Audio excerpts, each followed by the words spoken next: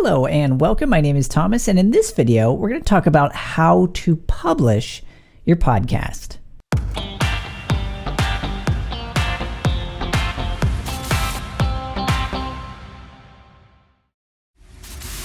Okay, so this video marks the fourth and the final video in this series on how to get up and running with your very own podcast. So if you haven't already, make sure that you go back and you check out videos 1 through 3.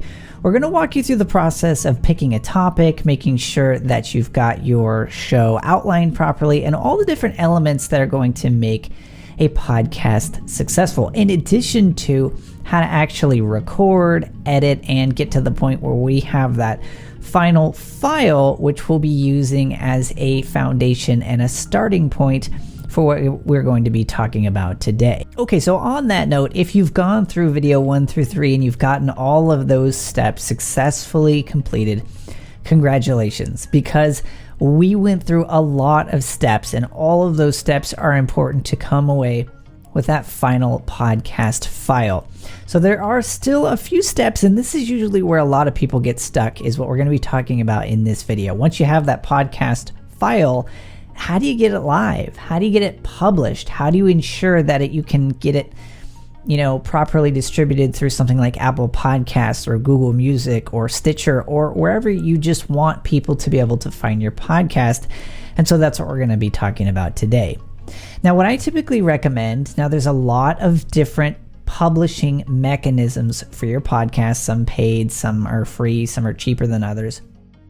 However, what I'm going to recommend, and you'll probably know this well if you're a regular viewer of the channel, I'm going to recommend a self-hosted WordPress website. And there's a couple of different reasons for that. The first reason is that it's going to be something that you control, you manage, and you maintain. The other reason is that it's going to be pretty affordable with the number of features and flexibility that you're going to get out of a WordPress website. So for a fee of maybe like $10 to $15 a month, that's what you would be paying for something like the hosting. You're going to get a powerful platform that has an open source and continually developed WordPress engine at your disposal. It's going to help you be able to schedule out your posts. You're going to be able to create pages. You're going to be able to pick from thousands of themes that exist out there in the world today. But the bottom line point is it's the best mix of value, power, ease of use, and as well as features that you're going to need to make a podcast work well. Okay, so if you already have a WordPress website, you'll be able to follow along right with us today. Now, if you do not currently have a WordPress website and you're just starting from scratch, or you want a brand new website that is specific to this podcast, then I do have another video for you that you can check out. I know it makes this series one video longer for you, but it's totally free, and it walks you through step-by-step how to use Cloudways hosting and then to set up a theme that I have actually provided for you totally free called Headline.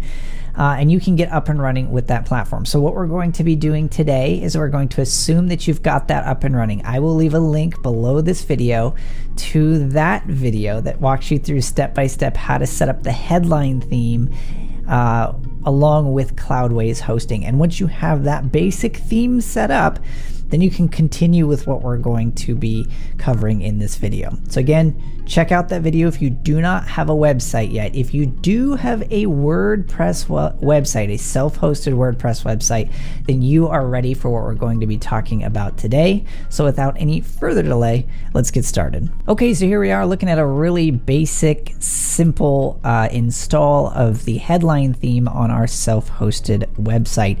So one of the things we covered in that video, as well as how to get set up with your domain and everything else. So again, go through that video if you haven't already. But here we are, a pretty basic setup, not too much to look at. We're not going to go through a lot of the customization of the site because again, that's going to be something we tackle in the other video. What I'm going to be doing here mainly is just showing you how to go through and get the pieces you need to turn this into a podcasting platform. Okay, so first we're going to pop into our admin. We're going to head on down to plugins and we're going to click add new. And what we're going to be looking for First off, I'm going to make sure I install this. I talked about this in the previous video, but you definitely want the classic editor. That's just going to make life a lot easier for you. We're just going to go ahead and click Add New, and then under the search box, we're going to go ahead and type in Blueberry, but not spelled the traditional way. It's going to be BLUBRRY, right? So that's going to be the Blueberry podcast, PowerPress Podcasting by Blueberry. And then we're going to go ahead and click Install Now, and make sure that you have this one, PowerPress Podcasting by Blueberry. If you have a multi-site, you can install this as well, but we're not going to be covering that in too much detail in this video. Okay, so we're going to go ahead and click Activate. And there we go. So now what we want to do is, you see they've got a little option here for settings, and we need to start setting up our podcast. Okay, so they've got this kind of welcome, and then they've got all these advanced features. You can also click here if you want to link a Blueberry account, and we can kind of cover that later. Okay, so let's go ahead and let's start going through these step by step. You can see here they've got a number of added services. We're not really going to need these. Enable PowerPress media players and links. We're going to make sure that we keep that by default. Where do we want to actually place the media? So where you want the player, so the thing that people actually click play on, where do you want that to show up? I typically recommend showing that above the page content, so it's the first thing that people see. Yes, we do want to display the player, play the video in a new link. That's totally fine. Yep, all these things are totally fine. You can check a box or uncheck a box whether or not you want people to be able to download the episode. All the rest of these are totally fine, so we're just going to go ahead and click Save Changes. Okay, so the next thing we're going to do is go under Feeds, and we're going to go through some of these settings here. First, you want to say that you want to enhance all feeds. It adds podcasting support to all feeds, so you definitely want to keep that by default, particularly if the site you're going to be working on is going to be exclusive to your podcast. If it's not, then you might want to enhance only a specific feed or something like that, but you want to make a decision based upon how your site's going to be set up. And you can just leave all those unchecked. Those can stay default. Okay, and so here's what we're going to want to go through, and we're going to, and this is going to be really important, this is going to be where you are going to name the feeds specifically. So this is going to be the RSS feed that is going to be used to publish your content to all the other platforms out there. So Apple Podcasts, Google Music, Stitcher, all these other platforms. Okay, and then for our example here, I just called it Migrate Podcast, and then a feed description. And then for the landing page URL, you can just leave it blank, because that means it's going to use the home page of the site, which will work just great. We're going to leave that blank, and then you can pick here how many of the most recent episodes you want to show up in the feed. So this is important, because if somebody jumps into Apple Podcasts and you only put 10 here, remember, it's only going to show a maximum of 10. If you wanted to show the last 100, then put 100. So we could probably just go ahead and do 100. That probably works just fine. We'll leave that the same. You can add a copyright here if you want to. If you want to, you can go ahead and put a location, and optionally how frequently you're going to be coming out with an episode. Then you can also put in a donate link here if you want the feed to actually display a link where people can donate to you. Kind of depends on the type of information you're doing. And then from here, you can actually specify your TV rating, and some podcast channels or platforms will use this. So if you're going to do G, again, you can go through these to kind of determine which one is going to fit what's best for you. Then we're just going to click Save Changes. And then from here, we're going to go ahead and click on Apple, and you can go through here and you can specify things that are going to be specific, again, to iTunes. So if you want a subtitle that's different for Apple, you can put that here. Then you can also, I would recommend putting in a longer form description here for the program itself. So if you'd like to see what that looks like, we could just go ahead and head on over to rightly.show/Apple. And I need to reformat mine, but this is actually what's going to show up right here on the left-hand sidebar. So again, mine's got some formatting issues on the web. It shows up fine in the actual app itself, but for some reason on the web it kind of shows up weird here. But anyways, you want to give some information about who you are, kind of an introduction to the show, that sort of thing. Put that information right here. If you want this plugin to optimize the blog post content for iTunes, you want to click that. That's a good idea to do. Also, then what you want to do is you want to select which category. And again, this is specifically for Apple Podcasts. So if you're not going to be publishing to Apple Podcasts, this isn't required, but most of us will be. So you want to go through here and you want to select a category. Then optionally, you can pick secondary categories and tertiary categories if you want to. There we go. So let's say I'm business and marketing, art and design, education, how to. Then you want to select here if this is going to be explicit, if you're going to be using strong language, the author of the podcast. You can also check just to use the blog names as well. Then you're going to have to make sure that you use the email address that you're going to be using to register with iTunes. So make sure, or with Apple, to make sure that's specified there. And then you want to determine if this is going to be episodic or if it's going to be a serial. I believe the only difference is that for something serial, I think it's just a enclosed number of episodes. So you just want to make sure if you're just going to be ongoing weekly episodes, just select episodic. And that's pretty much going to be it. So from there, we're just going to go ahead and we're going to click Save Changes. And then we'll pop on over to the Artwork tab. So this is going to be where you actually upload your artwork. So from here, they just kind of give you a just kind of a link here. So what you want to do is you want to go over here to Media. We'll go ahead and open that in a new tab. And then you just want to upload your artwork here. So if you've got podcast artwork that was custom designed, or remembered, one of the other things that I told you as well that you can do is that you can just have a beautiful photo taken of your face and use that as your podcast art. That works great too. So let's just pretend here for a moment this was the actual artwork. Let's see here. So what we can do here is we can actually copy the direct link to that piece of podcast artwork, and then we'll jump back in here and then we'll paste it here. There we go. And so you've got that. The other thing that they recommend is that it's going to be 3000 by 3000 pixels high by wide. So you want to make sure that's the actual square crop that you're going to have this image. That's going to be really important. Then we're going to go down here. We're going to click Save Changes.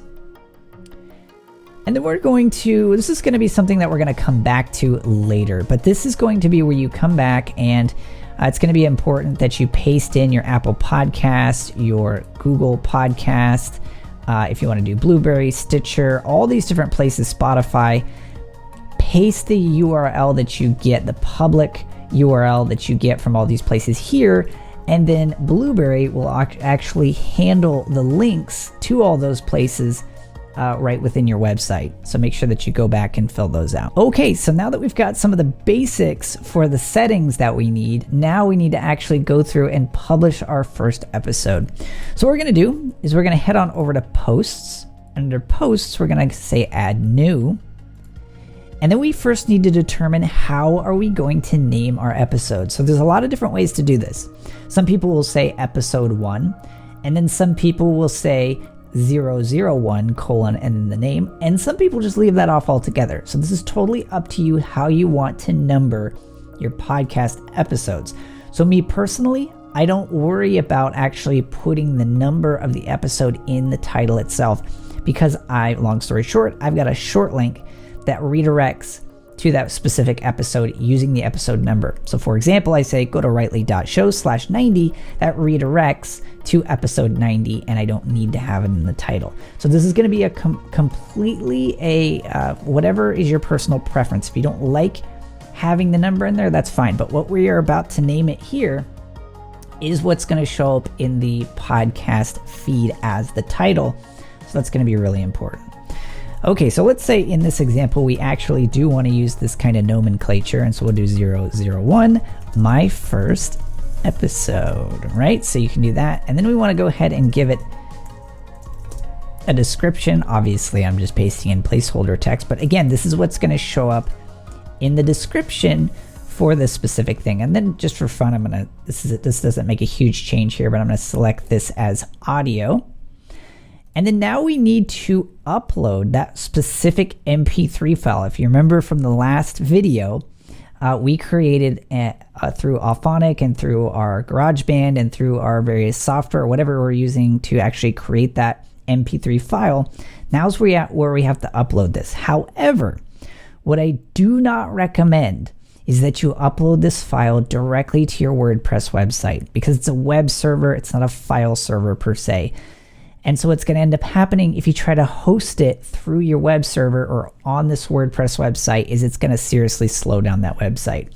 So what I'm going to recommend is that you use a service called Backblaze, which is actually going to be free for, I believe, your first 10 gigabytes of file space, which will last you a pretty long time. So you should end up with free hosting for a long time, unless you're getting several thousand downloads of your podcast. So before we continue with setting up this post, let's go ahead and set up a free Backblaze account so that we can actually host that podcast file. Okay, so all you want to do is go to a place called backblaze.com and then head on over to where it says B2 Cloud Storage.